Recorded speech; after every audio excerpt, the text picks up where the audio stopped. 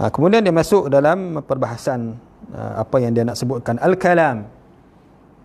Al-kalam. Jadi al-kalam, kalam yang dimasukkan sini adalah kalam yang dibahaskan oleh ulama nahwu. Kalam ni dia banyak perbahasan dia mengikut bahagian-bahagian ilmu. Kalau kita bincang kalam dalam ilmu fiqh, lain pula maksud dia. Dia lain maksud dia. Ma'abtalas salah contohnya. Perkara yang membatalkan sembahyang.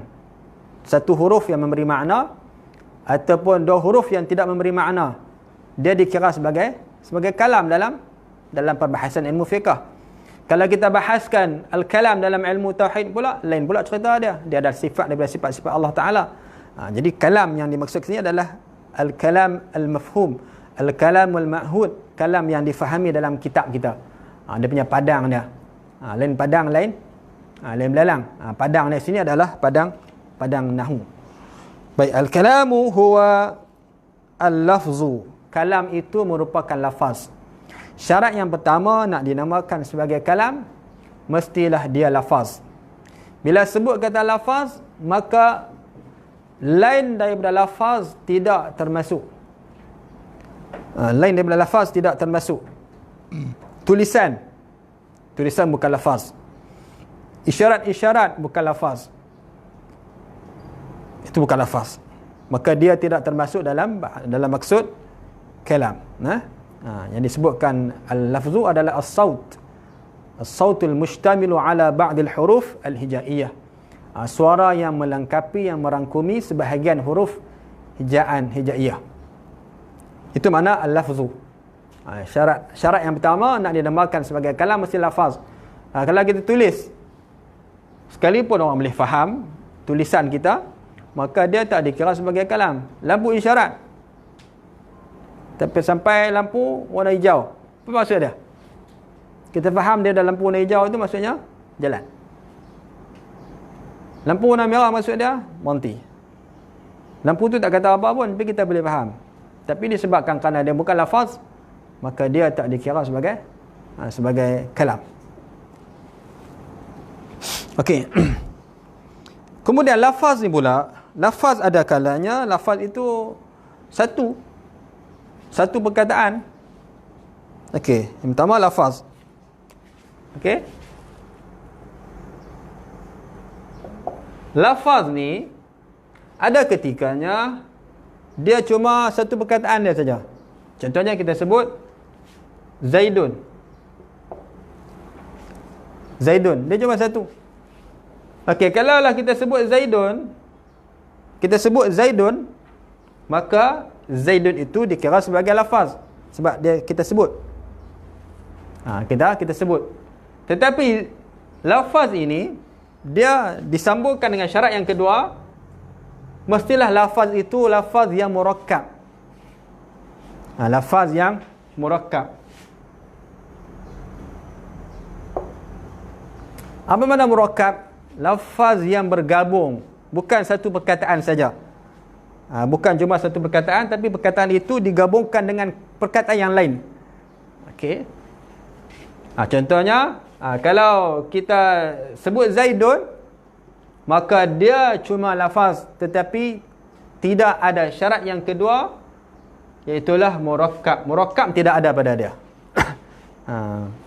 Murakkab tidak ada pada Zaidun. Di Zaidun ni kira kalam tak? Zaidun tak dikira sebagai kalam. Dia dikira sebagai lafaz, tetapi tak dikira sebagai kalam kerana tidak ada syarat yang kedua. Kerana tidak ada murakkab pada dia. Tapi kalau kita gabungkan Zaidun dengan kalimah lain yang memahamkan kita, contohnya, okey, kita katakan Zaidun qaimun. Okey, Zaidun qaimun. Jadi bila kita sebut Zaidun qaimun, orang yang dengar dia faham kita nak bagi tahu dekat dia Zaid berdiri. Zaid berdiri. Maka Zaidun qaimun disebut, bila kita sebut Zaidun qaimun, maka dia merupakan lafaz dan merupakan lafaz yang murakkab. Okey, murakkab ni ada ketikanya murakkab itu dia murakkab, ada dua perkataan tetapi tidak dapat difahami. Contoh yang ada di depan ni adalah contoh yang dapat difahami. Sebahagian daripada murakkab, dia murakkab tetapi tidak difahami. Maksud murakkab itu ada dua perkataan. Sekurang-kurangnya dua perkataan. Okey, kalaulah kita buangkan perkataan qaimun. Kita buang perkataan qaimun, kita tambahkan di hadapan sebelum qaimun, sebelum zaidun, kita tambahkan perkataan kana. Kita sebut kana zaidun. Okey, kana zaidun, kita sebut lafaz tak?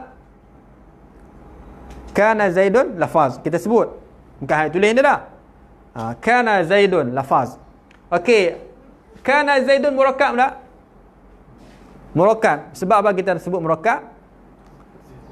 Sebab tersusun, dia digabungkan dua perkataan. Perkataan yang pertama kana, yang kedua adalah zaidun. Okey. Tetapi murakkab ni sahaja tidak mencukupi. Murakkab dia mesti disambung dengan syarat yang ketiga. Syarat yang ketiga, mestilah murakkab tadi tu mufid. Sebab murakkab tu ada yang mufid, ada yang tak mufid. Okey ya. Baik. Tengok sini. Lafaz ni dia ada dua bahagian. Kita cuba pecahkan. Bahagian yang pertama, lafaz yang ghairu murakkab. Seperti zaidun. Okey, itu yang pertama. Yang kedua, lafaz yang murakkab. Seperti zaidun qaimun. Okey, yang ni murakkab. Baik. Kemudian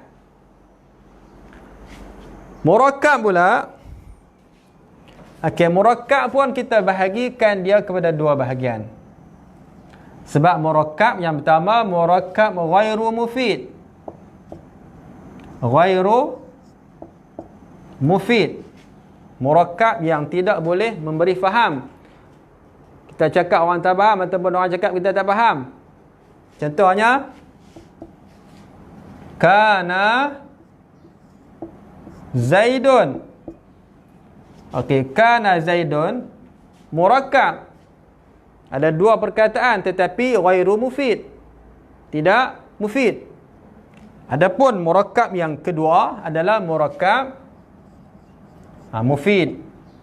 Murakkab yang boleh memberi faedah, memberi faham kepada orang yang kita bercakap, ataupun dia bercakap, cakapan dia tu berfaedah kepada kita, kita dapat faham. Okey. Okey, kemudian contohnya qama. Ni contoh yang samalah, senang sikit.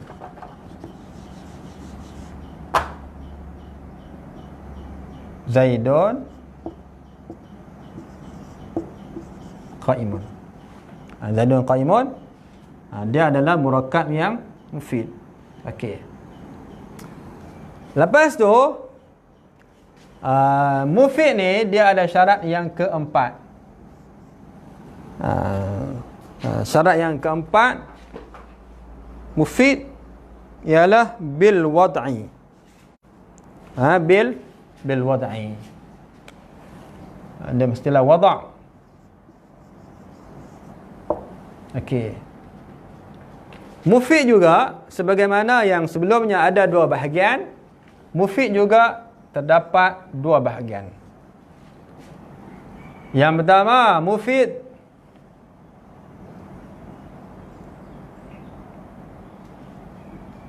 bi ghairi al-wad'i. Bolehlah. Bil wad'i. Yang pertama mufid bi ghairi al-wad'i. Yang kedua mufid bil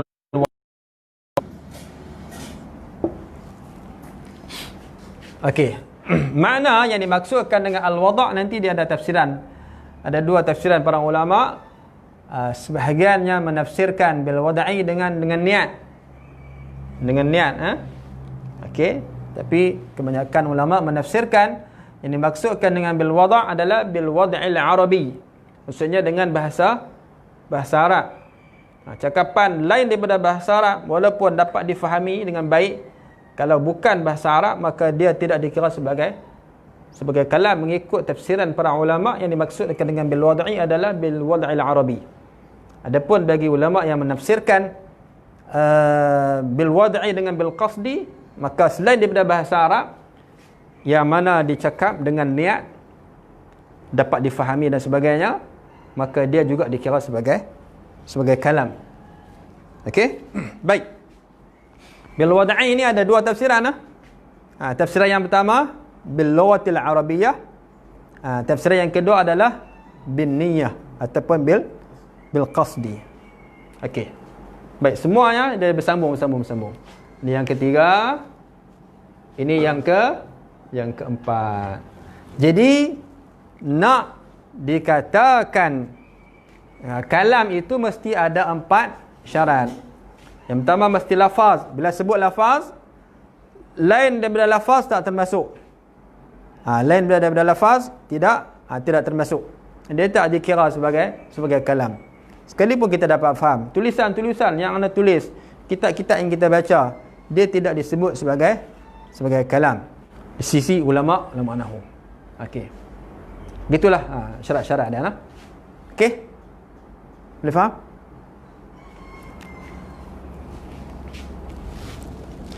Okey.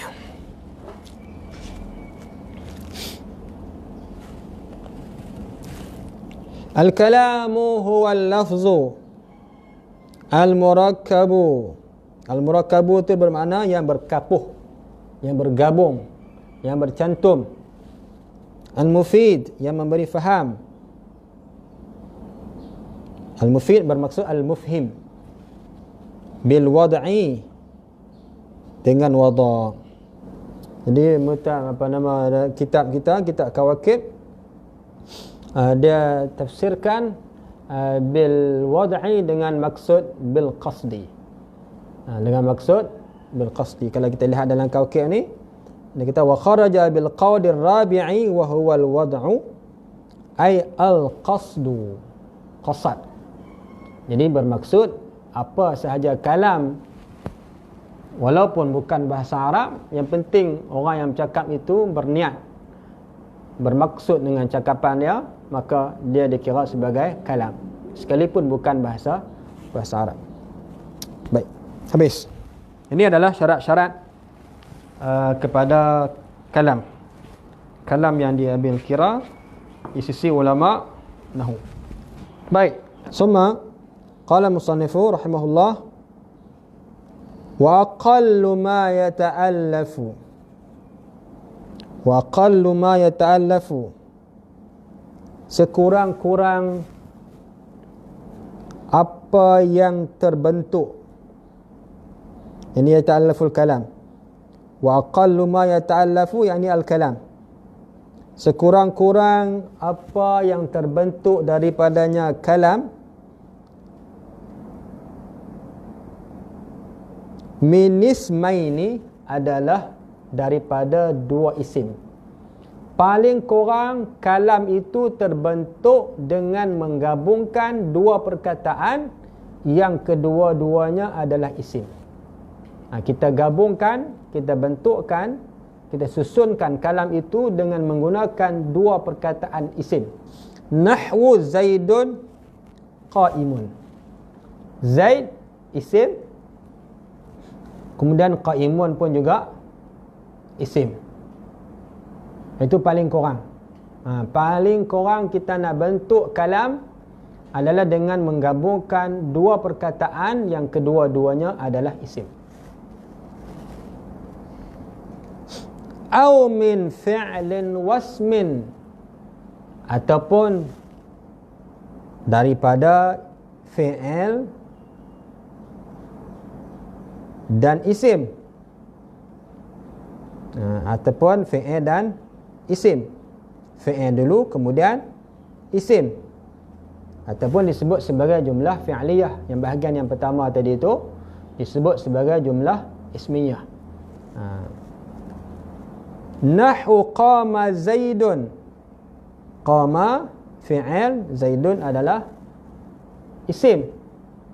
Qama fi'il, Zaidun adalah isim. Okey, habis. Itu paling kurang. Paling kurang terbentuknya kalam itu daripada dua perkataan yang kedua-duanya isim, ataupun dua perkataan satunya fi'il dan satu laginya adalah isim.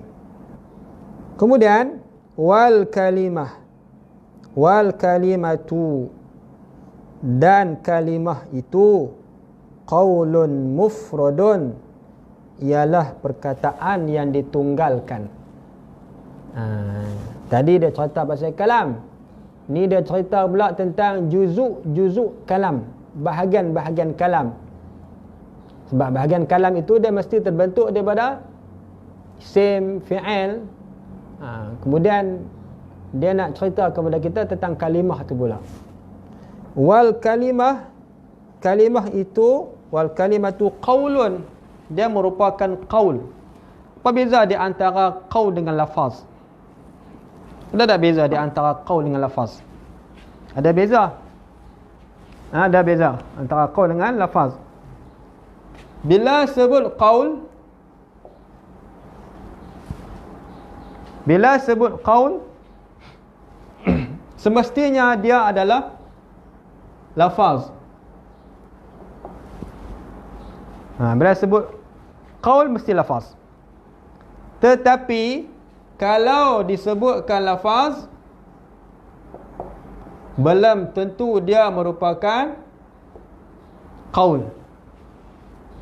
Hak mana lebih umum? Lafaz lebih umum. Lafaz lebih umum daripada qaul.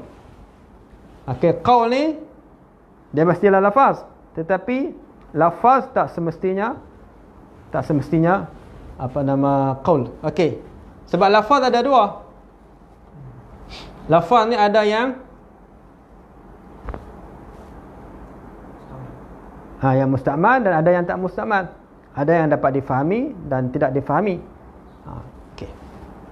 Baik, lafaz itu lebih umum daripada qaul. Qaul ni dia cuma cakapan yang dapat difahami saja.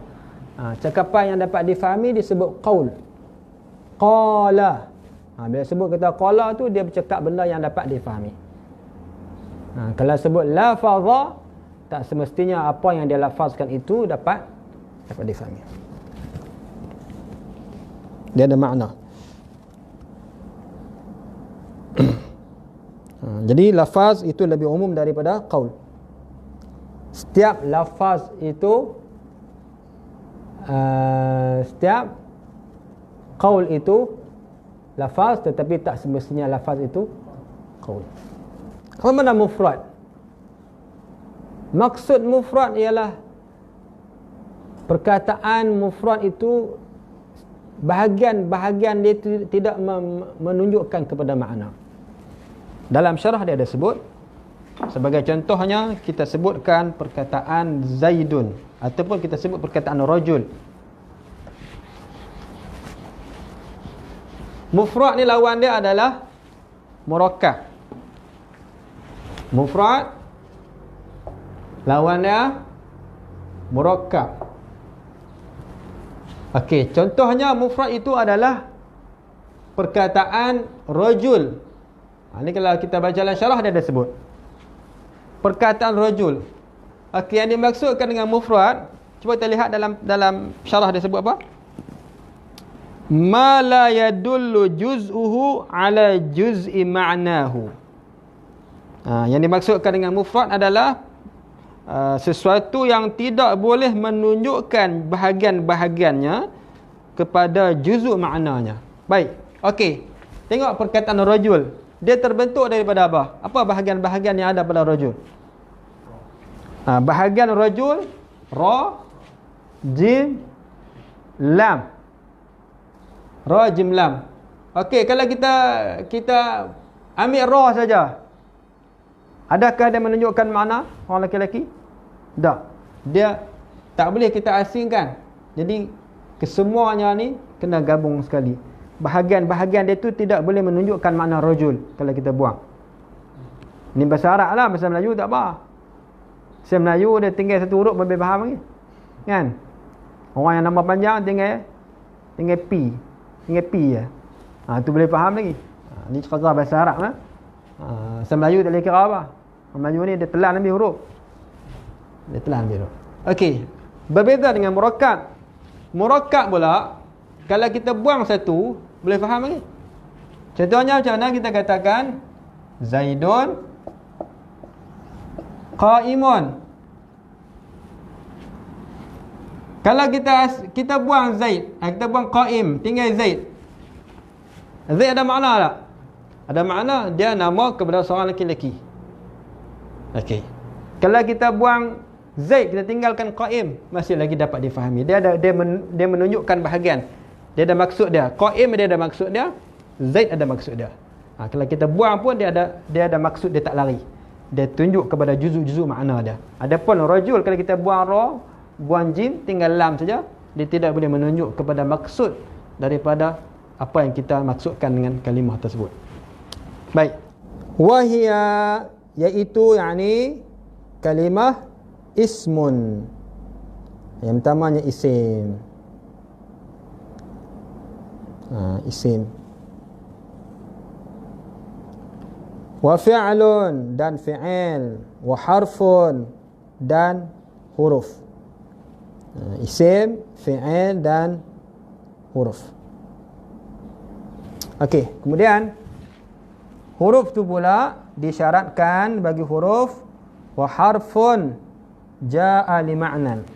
Huruf yang datang bagi makna. Kalau kita ingat lagi, itu kita baca dalam syarah Ibn Aqil tentang na'at. Ini contoh kepada na'at jumlah. Antara syarat na'at jumlah mestilah man'utnya isim nakirah. Man'utnya isim nakirah. Kalau kita lihat kalimah harfun itu isim nakirah, selepasnya datang jumlah ja'a, maka jumlah ja'a itu adalah jumlah na'at. Jumlah itu pada tempat na'at, fi mahalli raf'in, pada tempat rafu'. Harfun ja'a li ma'nan, huruf yang mendatangi bagi makna. Huruf yang ada makna. Huruf yang ada makna saja yang termasuk dalam bahagian-bahagian kalam. Adapun huruf-huruf yang tidak ada makna, maka dia tidak termasuk dalam bahagian-bahagian kalam. Apa dia huruf yang ada makna? Huruf yang digunakan dalam ayat. Contohnya huruf jar, huruf nasab, huruf jazam. Itulah huruf yang ada makna.